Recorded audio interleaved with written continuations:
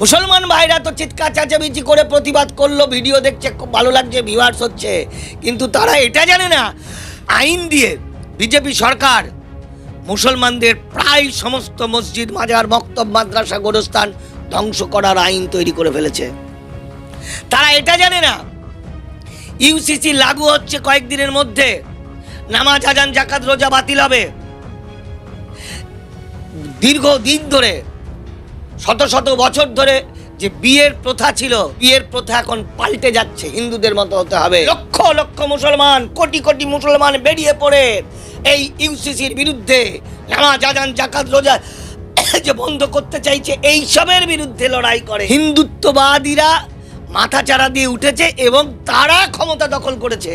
পশ্চিমবঙ্গে আর মুসলমানদের রাখা যাবে না, তাদেরকে হয় হিন্দু হতে হবে, তা নাহলে মেরে ফেলতে। কিন্তু আমাদের এটা বুঝতে হবে, ভারতবর্ষ তো একা হিন্দুদের নয়, ভারতবর্ষ চিরকালীন হিন্দু, মুসলমান, খ্রিস্টান, বৌদ্ধ, জৈন সকলের। আমার বাংলার লক্ষ লক্ষ মানুষকে, মুসলমান ভাই এবং এপারের SC ST OBC-কে যখন এই বিজেপি RSS চিরকালের জন্য নাগরিক করে দিতে চাইলো, ডিলিট করে, হয়তো অনেকে বেনাগরিক হয়ে যাবে, যারা চিরকালের জন্য শেষ হতে গেল, যাদেরকে তার মধ্যে কিছু অংশকে এখন তো পুশব্যাক করার প্ল্যান করেছে, তখন কিন্তু মুসলমান ভাইরা ঘুমিয়ে কাঁদা। আবার এই কুরআন, এই যে কুরবানিকে কেন্দ্র করে, গরুর মাংস খাওয়া যাবে না, কুরবানিতে গরু কুরবানি দেওয়া যাবে না, এটা তো মুসলমানরা খুব ভালোই মেনে নিল।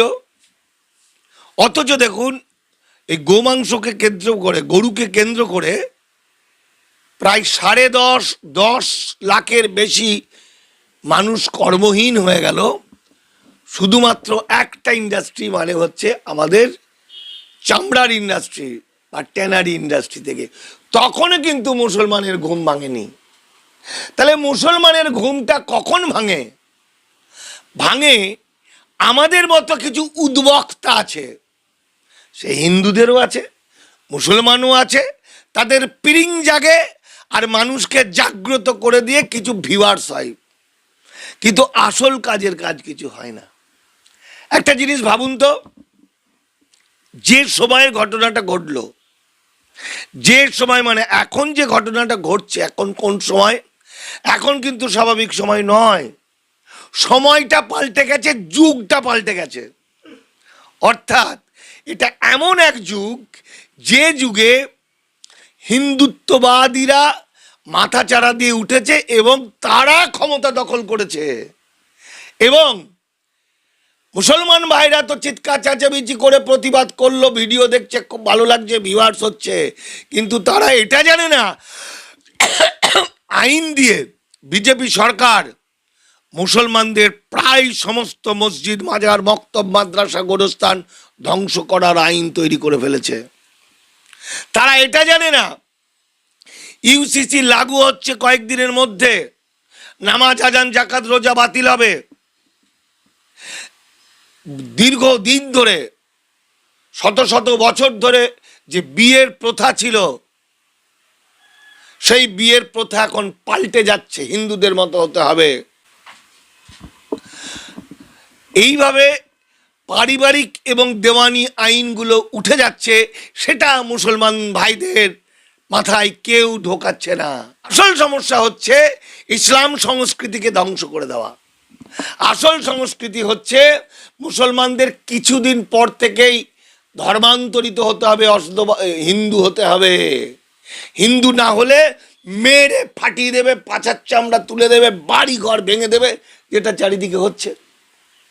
ফলত রেড রোডকে কেন্দ্র করে যে জিনিসটা হচ্ছে, সেটা হয়তো ঠিক আছে, প্রতিবাদ করতে হবে, এর চেয়ে অনেক বেশি প্রতিবাদ ওই পুষ্পা না জাহাঙ্গীর কি বলে একটা ছেলে, অভিষেকের লোক, তার জন্য তাকে অ্যারেস্ট করার পর যে মায়েদের যে প্রতিবাদ হতে পারে, তাদেরকে শুভেন্দু অধিকারীর ক্ষমতা আছে, গ্রেপ্তার করব, তুলে নিয়ে যাব, অমুক কেস দেবো, তমুক কেস দেবো, হতে পারে, কিন্তু তাদের যে প্রতিবাদ, ওই প্রতিবাদ থেকে শিক্ষা নেওয়া দরকার। পশ্চিমবঙ্গে আর মুসলমানদের রাখা যাবে না, তাদেরকে হয় হিন্দু হতে হবে, তা নাহলে মেরে ফেলতে হবে। যে কারণে আরএসএস গুরুজি গোলওয়ালকার তার we or hour nationhood divine বইটাই বলছে, হিটলার বলছে যে ইহুদিদের 60 লক্ষ ইহুদিকে হত্যা করেছিল, তার কারণ ইহুদিরা ছিল জার্মানির সবচেয়ে বড় শত্রু। আর আজকের নরেন্দ্র মোদী, অমিত শাহ থেকে শুরু করে এরা বলছে হিটলার আমাদের আদর্শ। তার দেখানো পথে আমরা ভারতবর্ষকে আর্য রাষ্ট্র বা হিন্দু রাষ্ট্র করব। যদি মুসলমানরা ধর্মান্তরিত হয়ে হিন্দু হয় তবে বাঁচবে, তা নাহলে একই কাণ্ড করবে। লক্ষ লক্ষ মুসলমান, কোটি কোটি মুসলমান বেরিয়ে পড়ে এই ইউসিসির বিরুদ্ধে, নামাজ আযান জাকাত রোজা যে বন্ধ করতে চাইছে, এইসবের বিরুদ্ধে লড়াই করে। তার জন্য লেখাপড়া দরকার। লেখাপড়া লাইনে তো খেলবো না। মুসলমান নেতারা তো আসল কথাটা বলবে না, আসল কথা বললে তো বিজেপি দাদারা খুশি হবে না। কারণ এই যে ভোটটা হলো, দেখা গেল যারা এমএলএ হয়েছে এমন মুসলমানরা সেও বিজেপি হয়ে গেল, এমপি আছে মুসলমানরা সেও বিজেপি হয়ে গেল। তাহলে আসলে সহজ সরল বোকা মুসলমানদেরকে তাতিয়ে দেওয়া হচ্ছে, কিন্তু আসল কাজটা না বলে।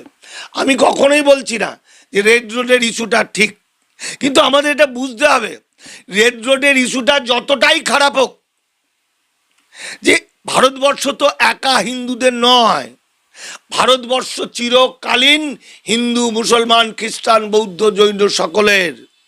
ভারত যখনই বিপদে পড়েছে তখন মুসলমানরা উজাড় করে রক্ত দিয়েছে, মুসলমানরা অর্থ দিয়েছে, প্রাণ দিয়েছে সব সময়। এই করোনা ভাইরাসের আতঙ্কের সময়, তা বলে তুমি ভালো করেছো বলে তোমাকে ভালো করতে হবে এটা বিশ্বাস করে না বিজেপি। তুমি করেছো কেন?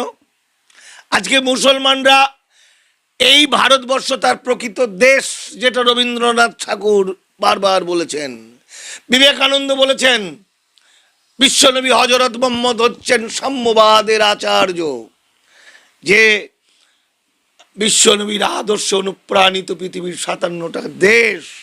আর সেখানে আমরা মুসলমান সহজ সরল বোকা মানুষদের কাছে আসল কথাগুলো না বলে, আসল কথা যদি বলতো তাহলে এই যে পুষ্পা নাকি জাহাঙ্গীরকে ছাড়ানোর জন্য যে মায়েদের মনে হয় কয়েক হাজার মা পথে নেমেছে, সেরকম কয়েক লক্ষ মা পথে নামতো যদি আসল ঘটনাটা জানতো।